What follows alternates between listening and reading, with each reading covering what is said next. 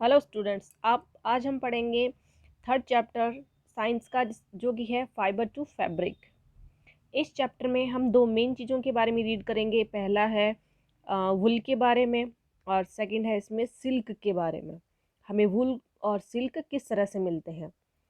Now let's start the chapter number 3, fibre to fabric. देखिए, सबसे पहले है the production of wool. Wool का प्रोडक्शन कैसे होता है या सबसे पहले किस चीज़ से होता है। तो जो वुल का प्रोडक्शन है कई टाइप्स के एनिमल से होता है, जिनमें मोस्ट कॉमन होती है शीप, याक एंड गोट। इन तीनों से या इनके फ्लिस से या हेयर से हमें वुल मिलती है। इसमें हम पढ़ेंगे आगे production of wool from sheep. हमें शीप से हमें वुल कैसे मिलती है। तो देखिए, शीप के अंदर हमारे पास दो टाइप्स के हेयर्स मिलते हैं। पहला होता है रफ बियर्ड हेयर और दूसरा होता है सॉफ्ट हेयर। तो जो हमें वुल होती है वो सॉफ्ट हेयर से मिलती है। अब इसके अंदर सबसे पहले हमें क्या प्रोसेस करनी पड़ती है। तो पहली प्रोसेस के अंदर होता है कि हमें एक ऐसी ब्रीड को सेलेक्ट करना पड़ता है जो कि हमें अच्छी और सॉफ्ट वुल देती है। तो इस चीज़ को कहते हैं सिलेक्टिव ब्रीडिंग।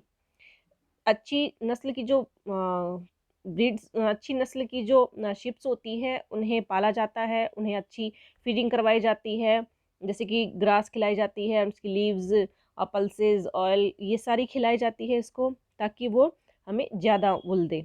कई किस्में होती है शिप्स की जो कि हमें अच्छी क्वालिटी की देती है वुल्स। देखिए, इनके अंदर नॉर्मली होती है, सबसे पहले होती है लोही। जो लोही ब्रीड है वो अच्छी क्वालिटी की हमें वुल देती है और ये राजस्थान और पंजाब दोनों जगह पर पाई जाती है। सेकंड है इसमें रामपुरी होती है, वो ब्राउन फेस की होती है और ये उत्तर प्रदेश और हिमाचल के अंदर पाई जाती है। यानी इसकी जो वुल का कलर होता है वो ब्राउनिश होता है।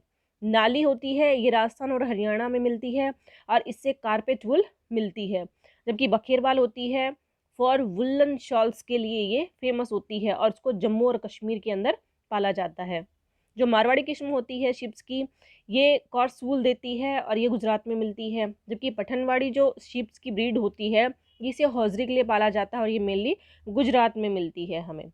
अब देखिए, सबसे इम्पॉर्टेंट चीज़ है इसके अंदर कि हमें ऐसी कौन सी प्रोसेस है जिससे कि हमें जो शिप्स के हेयर होते हैं उनसे हमें वूल मिलती है।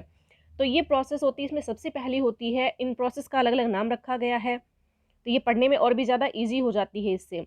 तो हमारे पास जो पहली प्रोसेस है उसे बोलते हैं हम शेयरिंग। शेयरिंग देखिए ऐसी प्रोसेस होती है जिसमें कि जो शिप्स होती है उनकी स्किन से जो फ्लिस या हेयर्स होते हैं उनको अलग किया जाता है। सेकंड होती है हमारे पास स्कोरिंग। स्कोरिंग प्रोसेस के अंदर हम लोग जो उसकी हमें जो हेयर मिले थे शिप्स के, उनसे हम लोग डर्ट, ग्रीस, डस्ट, इन सब चीज़ों को रिमूव करते हैं और ये मशीन्स की हेल्प से किया जाता है। इसमें थर्ड प्रोसेस होती है शॉर्टिंग। इस प्रोसेस के अंदर हम लोग हेयर्स होते हैं उनको उनके टेक्सचर के अकॉर्डिंग अलग कर लेते हैं। जो हमारी फोर्थ इसमें प्रोसेसिंग होती है उसमें देखिए रिमूविंग ऑफ बर्स। बर्स को रिमूव करने के लिए जो फाइबर्स होते हैं छोटे छोटे शिप्स के हेयर के, उनके ऊपर उनको क्लीन किया जाता है और उसको जो क्लीन करा जाता है वो मशीन से और वाटर से भी क्लीन कर सकते हैं उसको।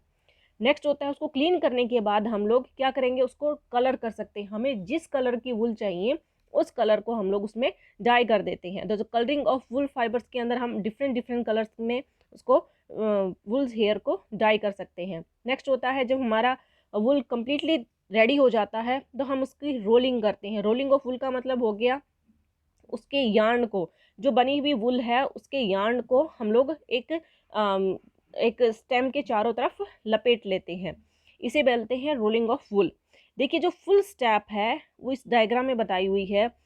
इस डायग्राम में देखिए जो सबसे पहला स्टेप होता है हमारा, जिसके अंदर हम जो शिप होती है उसके हेयर की कटिंग करते हैं, यानी कि उसकी फ्लिस को उसकी बॉडी से अलग कर लेते हैं। इस प्रोसेस के अंदर जो शिप्स होती है उन्हें कोई हार्म नहीं होता है। ये एज लाइक जैसे होता है जैसे कि कटिंग होती है हमारे हेयर्स की, वैसे ही ये प्रोसेस होता है। सेकंड प्रोसेस इसके अंदर होता है, जो ये हमारी फ्लिस थी, जो शिप्स की फ्लिस थी या हेयर थे, उनको ट्रांसफर करके मिल के अंदर लाया जाता है। मिल में लाकर सबसे पहला काम होता है इनको वॉश करना। वॉश करने के बाद इनको डाई किया जाता है। अगर हमें अलग अलग कलर के चाहिए तो डाई किया जाता है। डाई करने के बाद इनको एक जगह पर रोल कर लिया जाता है। मशीनों से पहले इनको स्ट्रेट किया जाएगा, स्ट्रेट करने के बाद इनको एक जगह पर इस तरह से रोल कर लेते हैं, और रोल करने के बाद ये मार्केट में बिकने के लिए बिल्कुल रेडी हो जाता है। इसमें एक टॉपिक और है ऑक्यूपेशनल हैजार्ड। ऑक्यूपेशनल हैजार्ड का मतलब ये जो व्यवसाय है वुल्स बनाने का, इसके अंदर कौन कौन से खतरे या नुकसान होता है। तो देखिए, जो एनिमल्स होते हैं उसमें एक बीमारी होती है एंथ्रेक्स नाम की। तो जो भी व्यक्ति इस बिजनेस में लगा हुआ होता है, वूल प्रोसेसिंग के अंदर लगा हुआ होता है, उसे एंथ्रेक्स नाम की बीमारी हो सकती है। अगर वो कंप्लीट अपना फेस मास्क और ग्लव्स नहीं पहना जाता है, या दूसरे जो ध्यान रखने योग्य बातें उनकी नहीं रखी जाती है, तो वो व्यक्ति एंथ्रेक्स से पीड़ित हो सकता है और उसकी घातक मृत्यु भी हो सकती है। तो ये हमारी पूरी प्रोसेस थी वुल की, जिसमें कि हमने जो शिप थी उनके हेयर से वुल मिला था। नेक्स्ट हमारे पास है the production of silk. Silk यानी होता है रेशम। अब रेशम नॉर्मली हमें नेचर के अंदर किससे मिलता है? सिल्क वॉर्म से मिलता है। अब कई तरह के सिल्क वॉर्म मिलते हैं। अब इसमें देखिए, सेरीकल्चर क्या होता है? तो सेरीकल्चर एक ऐसी प्रोसेस होती है जिसमें कि हमें सिल्क वर्म से और सिल्क प्राप्त किया जाता है। इस पूरी प्रोसेस को हम लोग क्या कहते हैं? सेरीकल्चर कहते हैं। अब इसमें भी जो सिल्क वर्म होती है उनकी अलग अलग तरह की स्पीसीज होती है, उन स्पीसीज से हमें अलग अलग तरह का रेशम मिलता है। तो इसमें देखिए इसमें कॉमन नेम्स हैं कई सिल्क वर्म्स के, जैसे कि पहला इसमें मलबरी सिल्क वर्म। जो मलबरी सिल्क वर्म है ये मेनली, इसका साइंटिस्ट नेम होता है देखिए बॉम्बेक्स मोराई, और ये मलबरी की पत्तियों के ऊपर पाया जाता है। मेन होस्ट का मतलब हो गया इसमें, ये जो इसका लार्वा बनेगा, इसका लार्वा किस पौधे को खाकर और वो बड़ा होता है या ग्रो करता है, तो उसे बोला जाता है इसका होस्ट। तो जो मलबरी सिल्क वॉर्म है या बॉम्बेक्स मोराई है, वो मलबरी की पत्तियों के ऊपर पाला जाता है। नेक्स्ट है इसमें एरी सिल्क वॉर्म। ये सिल्क वॉर्म होता है, ये कैस्टर की पत्तियों के ऊपर पाला जाता है, और इसका साइंटिफिक नेम होता है फाइलोसेमिया रेकिनी। नेक्स्ट हमारे पास है एरी सिल्क वॉर्म। ये वाइल्ड इसकी स्पीसीज होती है, और ये भी कैस्टर की पत्तियों के ऊपर पाला जाता है। नेक्स्ट हमारे पास है चाइनीज टसर सिल्क वॉर्म। जो चाइनीज टसर सिल्क वॉर्म होता है, ये ओक की पत्तियों के ऊपर पाला जाता है। नेक्स्ट है जापानीज टसर सिल्क। इसका साइंटिफिक नेम होता है एंथ्रेया यामेमाई। ये भी ओक की पत्तियों के ऊपर पाला जाता है। इंडिया के अंदर जो टसर सिल्क मिलता है, ये हमें टर्मिनेलिया की पत्तियों के ऊपर हम पालते हैं इसको।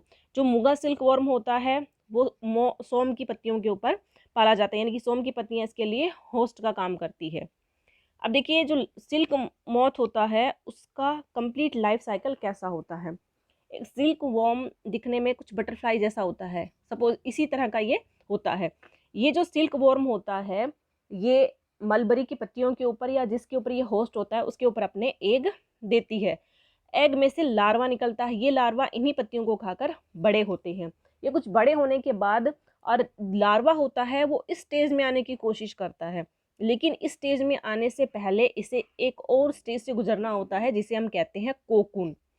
कोकून देखिए एक ऐसी स्टेज होती है इसकी जिसमें ये अपने चारों तरफ एक धागे नुमा संरचना को लपेट लेता है और उसके अंदर बंद हो जाता है, और इसी स्ट्रक्चर के अंदर इसका जो फॉर्मेशन होता है वो इस तरह से कंप्लीट हो जाता है। तो ये था सिल्क वॉर्म का लाइफ साइकिल। इसमें देखिए सबसे पहले क्या होता है, कैटरपिलर होता है। जो सिल्क वॉर्म होता है वो हैच होकर कैटरपिलर देता है। कैटरपिलर होता है वो कुछ प्यूपा जैसा बन जाता है इस तरह से, ठीक है।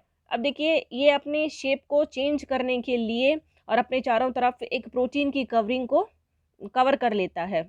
इस प्रोटीन की कवरिंग को जो ये कवरिंग करता है, ये अपने चारों तरफ, इसके अंदर मेनली उसका प्रोटीन होता है, और यही चेंज होकर सिल्क के अंदर टर्न हो जाती है। अब देखिए, जो इसकी कवरिंग होती है, कवरिंग के साथ कैटरपिलर को हम लोग कोकून का नाम देते हैं।